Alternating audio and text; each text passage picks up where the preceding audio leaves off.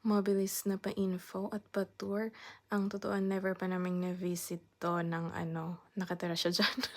Bumisita na lang kami nung aalis na siya, 'di ba? Kunwari tulong sa moving day, moving night, kinailangan na magda-drive sa van ng gabing-gabi. Yung mga rented na van na gagamitin mo ng 3 oras, gano'n, para ilipat yung mga gamit mo.